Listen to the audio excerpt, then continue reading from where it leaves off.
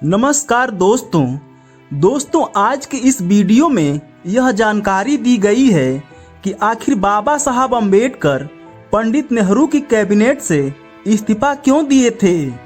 Doctor Ambedkar Pandit Nehru की सरकार में कानून मंत्री थे। उन्होंने 4 साल 1 महीना और 24 दिन नेहरू मंत्रिमंडल में काम करने के बाद 27 सितंबर 1951 को नेहरू की कैबिनेट से इस्तीफा दे दिए थे। उन्होंने इस्तीफा देते हुए एक पत्र भी लिखा था जिसमें उन्होंने अपने इस्तीफे की वजह बताई थी। हालांकि डॉक्टर अंबेडकर की वह चिट्ठी सार्वजनिक तौर पर उपलब्ध नहीं है, लेकिन कई पुस्तकों और मीडिया रिपोर्ट्स में कहा गया है कि अंबेडकर ने अपने इस्तीफे वाली चिट्ठी में उन कारणों का उल्लेख किया था जिसकी वजह से उनका नेहरू कैबिनेट से मोह भंग हो चुका था। वैसे तो यह बात आम है कि उन्होंने हिंदू कोड बिल पर प्रधानमंत्री नेहरू और उनकी सरकार से मतभेद होने के बाद मंत्री पद से इस्तीफा दिया था, लेकिन इसके अलावा उन्होंने इस बात का भी जिक्र किया था कि कैसे सरकार के अंदर रहते हुए उन्हें कई बार कई जगहों पर बेइज्जती झेलनी पड़ी थी। रिपोर्ट्स में कहा गया है कि डॉक्टर अंबेडकर ने अपनी चिट्ठी में लिखा था कि उन्हें कैबिनेट में जगह तो दे दी गई थी, लेकिन वित्त जैसे महत्वपूर्ण विभागों की जिम्मेदारी उन्हें नहीं दी गई थी, जबकि उनकी शैक्षणिक पृष्ठभूमि अर्थशास्त्र की थी। उन्होंने यह भी आरोप लगाया था कि उन्हें कैबिनेट की मुख्य समितियों का सदस्य भी नहीं बनाया गया था। वे सरकार से असंतुष्ट थे क्योंकि नेहरू सरकार पिछड़े वर्गों और अनुसूचित जातियों के लिए आयोग की नियुक्ति नहीं करना चाहती थी। इसके अलावा डॉक्टर अंबेडकर पंडित नेहरू की विदेश नीति से असंतुष्ट थे। इसमें कश्मीर मुद्दा और पूर्वी पाकिस्तान का मुद्दा शामिल था। एक रिपोर्ट के मुताबिक डॉक्टर अंबेडकर ने लिखा था, अब 4 साल 1 महीना और 26 दिन हो गए हैं जब से मुझे प्रधानमंत्री ने अपने मंत्रिमंडल में कानून मंत्री पद स्वीकार करने के लिए बुलाया था। यह प्रस्ताव मेरे लिए बहुत ही आश्चर्यजनक था। मैं विपरीत खेमे में था और अगस्त 1946 में अंतरिम सरकार के गठन के समय ही मुझे अयोग्य करार कर दिया जा चुका था।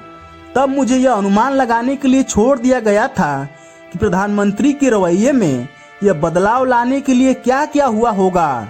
मुझे संदेह था, मुझे नहीं पता था कि मैं उन लोगों के साथ कैसे पेश आ सकता हूँ जो कभी मेरे मित्र नहीं रहे। उन्होंने लिखा है, प्रधानमंत्री इस बात पर सहमत थे और उन्होंने कहा था कि वे मुझे कानून के अलावा योजना विभाग भी देंगे जिसे वे बनाने का इरादा रखते हैं। दुर्भाग्य से योजना विभाग बहुत देर से बना और जब बना तो मुझे छोड़ दिया गया। मेरे कार्यकाल में एक मंत्री से दूसरे मंत्रियों के कई बार विभाग बदले गए। मुझे लगा कि शायद इनमें से किसी एक के लिए मेरे नाम पर विचार किया जा सकता है, लेकिन हमेशा मुझे ऐसे फेरबदल से दूर रखा गया।